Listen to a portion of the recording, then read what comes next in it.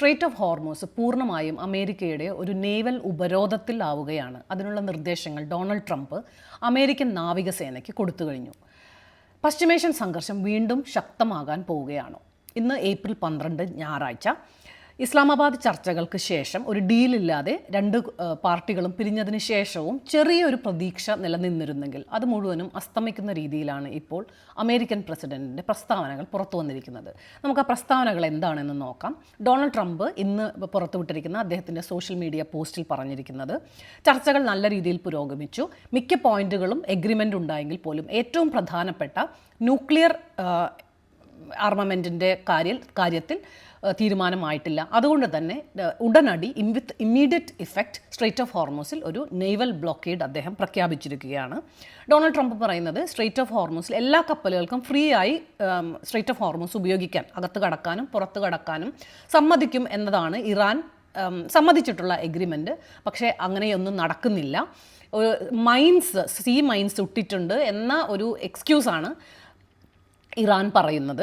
പക്ഷേ ആ മൈനുകൾ നീക്കാനായിട്ട് US army already ശ്രമങ്ങൾ തുടങ്ങിക്കഴിഞ്ഞു എന്ന് പറയുന്നു. അതോടൊപ്പം തന്നെ അദ്ദേഹം പറയുന്നത് ഇറാനിന് ടോൾ അടച്ചുകൊണ്ട് 2 മില്യണോളം ടോൾ അടച്ചുകൊണ്ട് പല കപ്പലുകളും ഈ സ്ട്രെയ്റ്റ് ഓഫ് ഹോർമൂസ് കടന്നിട്ടുള്ളതായിട്ടുള്ള റിപ്പോർട്ടുകൾ വന്നിട്ടുണ്ട്. അങ്ങനെ ടോൾ അടച്ചു കടക്കുന്ന കപ്പലുകളെ പോലും അമേരിക്കൻ നാവികസേന ഇനി മുതൽ തടയും.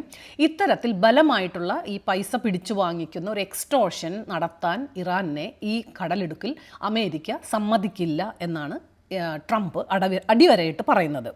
അതുപോലെ തന്നെ ഇറാനും മാത്രം ഇഷ്ടമുള്ള ആളുകൾക്ക് എണ്ണ സപ്ലൈ വിൽക്കുന്നതിന് വേണ്ടി അമേരിക്ക അനുവദിക്കില്ല എന്നും അദ്ദേഹം പറയുന്നു. ഇത് വെനിസ്വേലയിൽ അമേരിക്ക ഏർപ്പെടുത്തിയിട്ടുള്ള തരം ഉപരോധമാണ്, അല്ലെങ്കിൽ അതിലും ശക്തമായൊരു ഉപരോധമാണ് ഡൊണാൾഡ് ട്രംപ് ഇപ്പോൾ ഇറാനിൽ നടപ്പിലാക്കാൻ ഉദ്ദേശിക്കുന്നത്. അദ്ദേഹം പ്രതീക്ഷിക്കുന്നത് അതുകൊണ്ട് കൂടുതൽ എണ്ണ ടാങ്കറുകൾ അമേരിക്കയിലേക്ക് തിരിയാനുള്ള സാധ്യതയുണ്ട്. പല ആളുകളും ഇനി രാജ്യങ്ങളും അമേരിക്കയിൽ നിന്ന് എണ്ണ വാങ്ങിക്കുമെന്നൊക്കെയാണ് ഡൊണാൾഡ് ട്രംപിൻ്റെ പ്രതീക്ഷ. അതുപോലെ തന്നെ അദ്ദേഹം ഇന്ന് ഫോക്സ് ന്യൂസിന് കൊടുത്തിട്ടുള്ള ഇൻ്റർവ്യൂവിൽ അദ്ദേഹം ഈ സീസ് ഫയർ നടപ്പാക്കുന്നതിന് മുമ്പ് വലിയ തോതിലുള്ള ഭീഷണികൾ മുഴക്കിയിരുന്നു. അപ്പോൾ അതേ ഭാഷയിലുള്ള ഭീഷണി അദ്ദേഹം വീണ്ടും ഫോക്സ് ന്യൂസ് ഇൻ്റർവ്യൂവിൽ പറഞ്ഞിട്ടുണ്ട്. ഇറാൻ അവരുടെ ആണവ ആഗ്രഹങ്ങൾ ഉപേക്ഷിക്കാൻ തയ്യാറായില്ലെങ്കിൽ അവരുടെ ഇലക്ട്രിസിറ്റി പ്ലാന്റുകൾ, വാട്ടർ ഡീസാലിനേഷൻ പ്ലാന്റ്, ഈ സിവിലിയൻ ഇൻഫ്രാസ്ട്രക്ചർ മുഴുവനും ഒറ്റ രാത്രി കൊണ്ട് എനിക്ക് നശിപ്പിക്കാൻ സാധിക്കും എന്ന് വീണ്ടും ഈ ബിൽഡിംഗ് അപ്പ് എക്സ്ട്രീം പ്രഷർ എന്നുള്ളതാണ് ഡൊണാൾഡ് ട്രംപിൻ്റെ ഒരു സ്ട്രാറ്റജി നാം പലപ്പോഴും പരിശോധിച്ചാൽ. അപ്പോൾ അദ്ദേഹം വീണ്ടും അത് ഇപ്പോൾ പ്രയോഗിക്കുകയാണ്. ഇറാൻ പോലെയുള്ള ഏറ്റവും അൺപ്രഡിക്റ്റബിൾ ആയിട്ടുള്ള ഒരു രാജ്യത്തിനെ ഒരിക്കലും ഒരു ആണവ ശക്തിയാകാൻ ഞാൻ സമ്മതിക്കില്ല എന്നാണ് ട്രംപ് പറയുന്നത്. Iran will never have A nuclear weapon എന്നാണ് പ്രസിഡന്റ് പറയുന്നത്.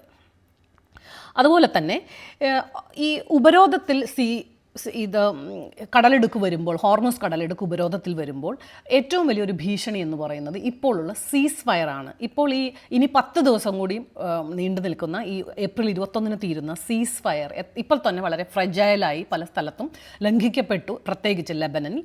ഇനി ഈ സീസ് ഫയറിൻ്റെ ഭാവി എന്തായിരിക്കും എന്നുള്ളതാണ് ഏറ്റവും ആശങ്ക ജനിപ്പിക്കുന്ന കാര്യം. അതുപോലെ തന്നെ ഞാൻ പറഞ്ഞ പോലെ ചെറിയൊരു സമാധാന പ്രതീക്ഷ ഇസ്ലാമാബാദിലെ ചർച്ചകൾ ഒരു ഡീലിൽ എത്തിയില്ലെങ്കിൽ പോലും ഇനിയും ഭാവിയിൽ ചർച്ചകൾ ഉണ്ടാകാൻ സാധ്യതയുണ്ട്. രണ്ട് കൂട്ടരും അങ്ങനെ ഒരു വിൻഡോ ഓപ്പൺ ചെയ്തതാണ് പിരിഞ്ഞിട്ടുണ്ടെങ്കിൽ പോലും ഇപ്പോൾ നമുക്കങ്ങനെ പ്രതീക്ഷിക്കാൻ തരമില്ല. മാത്രമല്ല ഈ സ്ട്രെയ്റ്റ് ഓഫ് ഹോർമൂസിൽ നമുക്കറിയാം 20% എണ്ണ, ലോകത്തിലേക്കുള്ള എണ്ണ സപ്ലൈ കടന്നു പോകുന്ന സ്ട്രെയ്റ്റ് ഓഫ് ഹോർമൂസ് ഇപ്പോൾ അവിടെയാണ് ഏറ്റവും വലിയൊരു കോൺഫ്ലിക്റ്റ് സോണായി മാറാൻ പോകുന്നത്. മുമ്പ് ഇറാനിൻ്റെ ഉപരോധത്തിലുണ്ടായിരുന്ന സ്ട്രെയ്റ്റ് ഓഫ് ഹോർമൂസ്, കാരണം കപ്പലുകളെ ഫ്രീ ആയി കടന്നു പോകാൻ ഇറാനാണ് സമ്മതിക്കുന്നത്, ഇറാനിൻ്റെ കൺട്രോളിൽ ഉണ്ടായിരുന്നത്. ഇപ്പോൾ അവിടെ അമേരിക്കയുടെ നാവികസേനയും ഇതുപോലെ തന്നെ ഷിപ്പുകളെ കൺട്രോൾ ചെയ്യാൻ പോവുകയാണ്. അതിനർത്ഥം ഇത് ഉപയോഗിക്കുന്ന രാജ്യങ്ങൾക്ക് അല്ലെങ്കിൽ കപ്പലുകൾക്ക് ഇറാനുമായും അമേരിക്കയുമായും ഒരേപോലെ നെഗോഷിയേഷൻസ് നടത്തേണ്ടി വരും എന്നുള്ളതാണ്. രണ്ടുപേരുമായി സംസാരിച്ച് ഇത് കടക്കാനായി 2 കടമ്പകളാണ് ഇപ്പോൾ ഈ പല ഷിപ്പുകളും ഇനി നേരിടുക എന്നുള്ളതാണ്. ഇറാൻ ഇതിനെങ്ങനെയാണ് പ്രതികരിച്ചതെന്ന് നോക്കിയാൽ ഇറാൻ്റെ റെവല്യൂഷണറി ഗാർഡ് പറഞ്ഞിരിക്കുന്നത് ഹോർമൂസ് കടലെടുക്ക് ഒരു മരണച്ചുഴിയായി മാറും എന്നാണ് IRGC മുന്നോട്ട് വയ്ക്കുന്ന ഇപ്പോഴുള്ള ഭീഷണി ട്രംപിൻ്റെ ഈ പ്രസ്താവനയ്ക്ക് ശേഷം. പൂർണ്ണമായും അത് അവരുടെ നിയന്ത്രണത്തിലാണ് എന്ന് IRGC വീണ്ടും അടിവരയിട്ട് പറയുന്നു. ഈ സ്ട്രെയിറ്റ് ഓഫ് ഹോർമൂസ് ആണ് ഏറ്റവും വലിയൊരു ലിവറേജ്, അവിടേക്കുള്ള കീ അവരുടെ കയ്യിലാണ് എന്നുള്ളതാണ് ഏറ്റവും വലിയൊരു ഇറാനുള്ള ലിവറേജ് എന്ന് അവർക്ക് വ്യക്തമായി അറിയാം. അത് വിട്ടുകൊടുക്കാൻ ഇറാൻ തയ്യാറല്ല. അതുപോലെ തന്നെ ഇന്ന് ഈ 2 പ്രസ്താവനകളും വന്ന കൂട്ടത്തിൽ നമുക്ക് വളരെ പ്രധാനമായി വായിക്കേണ്ട മറ്റൊരു പ്രതികരണം UAE-യിൽ നിന്നുമാണ്. എഡ്നോക്കിൻ്റെ CEO സുൽത്താൻ അൽ ജാബർ പറഞ്ഞിട്ടുള്ളത് ഹോർമൂസ് കടലിടുക്ക് നിയന്ത്രിക്കാൻ അത് ഒരിക്കലും ഇറാൻ്റെ അല്ല. സ്ട്രെയിറ്റ് ഓഫ് ഹോർമൂസ് ഒരു അന്താരാഷ്ട്ര വാട്ടർവേ ആണ്. ഇത് തടസ്സപ്പെടുത്തുന്നത് അനുവദിക്കില്ല.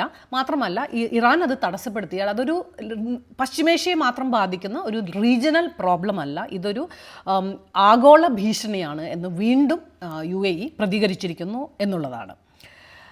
അതേസമയം മറ്റൊരു development, Russian president Vladimir Putin ഇറാൻ്റെ പ്രസിഡന്റ് മസൂദ് പെസഷ്കിയാനുമായി ടെലിഫോണിൽ സംസാരിക്കുകയും ഈ ഒരു ചർച്ച ഒരു ഡീലില്ലാതെ പിരിഞ്ഞതിന് ശേഷം മിഡിൽ ഈസ്റ്റിൽ സമാധാനം ഉറപ്പിക്കാൻ മധ്യസ്ഥത വഹിക്കാൻ താൻ തയ്യാറാണ് എന്ന് പുടിൻ അറിയിച്ചിരിക്കുന്നു എന്നുള്ളതാണ് മറ്റൊരു വാർത്ത. അപ്പോൾ പാകിസ്ഥാൻ ഒരു ശ്രമം നടത്തി, ഇനി മറ്റു രാജ്യങ്ങൾ ഇടപെടുമോ എന്ന് ഞാൻ ഇന്ന് രാവിലെ പറഞ്ഞിരുന്നു. ഇപ്പോൾ റഷ്യ മുന്നോട്ട് വന്നിട്ടുണ്ട് എന്നുള്ളതാണ് സൂചന. അതേസമയം മറ്റൊരു ഇമ്പോർട്ടൻ്റ് ആയിട്ടുള്ള ഡെവലപ്മെൻറ്റ്, റെഡ് സീയിൽ ഇന്നൊരു പുതിയ സംഭവം ഉണ്ടായിട്ടുണ്ട്. യമൻ തീരത്ത് ഒരു കപ്പലിനെ ആയുധധാരികളായിട്ടുള്ള ഒരു സംഘം ബോട്ടിൽ വന്ന് അത് പിടിച്ചെടുക്കാനുള്ള ഒരു ശ്രമം നടത്തിയെന്ന് ഒരു ബ്രിട്ടീഷ് UKMTO എന്ന് പറഞ്ഞ ഒരു ഈ നാവിക മൂവ്മെൻറ്റും അല്ലെങ്കിൽ കപ്പലുകൾക്ക് നേരെ നടക്കുന്ന ആക്രമണങ്ങളൊക്കെ മോണിറ്റർ ചെയ്യുന്ന ഒരു ഗ്രൂപ്പ് ഇന്ന് അനൗൺസ് ചെയ്തിട്ടുണ്ട്. അത് നമ്മുടെ ഏറ്റവും വലിയൊരു ആശങ്ക, ഇപ്പോൾ സ്ട്രെയിറ്റ് ഓഫ് ഹോർമൂസിൽ അമേരിക്കയുടെ നാവികസേന ഇടപെട്ട് ഒരു ഉപരോധം കൊണ്ടുവന്നാൽ റെഡ് സീ ഹൂത്തികൾ കൈയടക്കുമോ, അല്ലെങ്കിൽ ഈ റെഡ് സീയിൽ ഉപരോധം ഹൂത്തികൾ കൊണ്ടുവരുമോ എന്നുള്ളതാണ്. കാരണം ഹൂത്തികൾക്ക് അത് ചെയ്യാൻ സാധിക്കുമെന്ന് ഗാസ യുദ്ധത്തിൻ്റെ സമയത്ത് അവർ പ്രൂവ് ചെയ്തതാണ്. അത് വേണ്ടി വന്നാൽ ചെയ്യുമെന്ന് അവർ അതിൻ്റെ ഭീഷണിയും മുഴക്കിയിരുന്നു. അപ്പോൾ ഈ പശ്ചിമേഷ്യൻ സംഘർഷം, അതുപോലെ തന്നെ ലോകത്ത് മുഴുവനുമുള്ള ഈ എനർജി ക്രൈസിസ് കൂടുതൽ ശക്തമാകാനുള്ള ഒരു സാധ്യതയാണോ ഈ ഹൂത്തികളുടെ ഇടപെടൽ റെഡ് സീയിൽ എന്നുള്ളതാണ് മറ്റൊരു ആശങ്ക. നാം ഇതിൻ്റെ ഒരു വലിയ ബിഗ് പിക്ചറിൽ നിന്ന് നോക്കിയാൽ ഞാൻ മുൻപ് പറഞ്ഞ പോലെ സ്ട്രെയിറ്റ് ഓഫ് ഹോർമൂസ്, ഇറാൻ്റെ കൺട്രോളിൽ നിന്നിരുന്ന സ്ട്രെയിറ്റ് ഓഫ് ഹോർമൂസ് ഇപ്പോൾ ഒരു യുദ്ധഭൂമിയല്ല, ഒരു സംഘർഷം ഈ നടക്കാൻ പോകുന്ന ഒരു വാട്ടർവേ ആയി മാറാനാണ് സ്ട്രെയിറ്റ് ഓഫ് ഹോർമൂസ് പോകുന്നത്.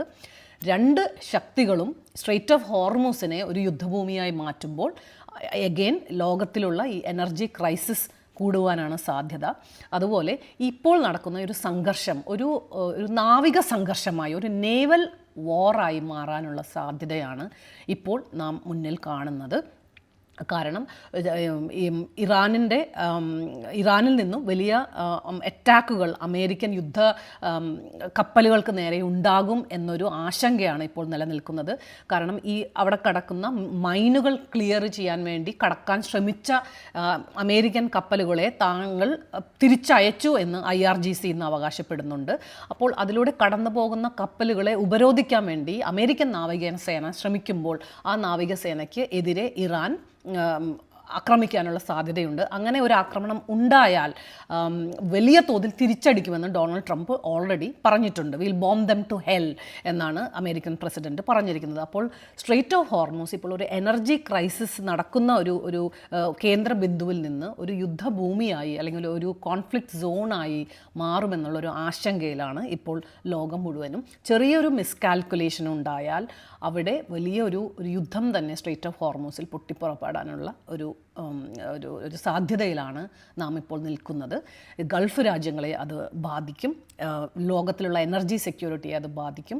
അപ്പോൾ ഇനി വരുന്ന ദിവസങ്ങളിൽ അല്ലെങ്കിൽ ഇനി വരുന്ന മണിക്കൂറുകളിൽ എങ്ങനെയാണ് ഈ സ്ട്രെയിറ്റ് ഓഫ് ഹോർമൂസിൻ്റെ സിറ്റുവേഷൻ മാറാൻ പോകുന്നത് എന്നാണ് നാം ഏറ്റവും കൂടുതൽ ആശങ്കയോടെ നോക്കിക്കാണേണ്ടത്. Thank you so much for watching. ഇനി അടുത്തൊരു അപ്ഡേറ്റുമായി നാളെ കാണാം. Everybody stay safe. Thank U.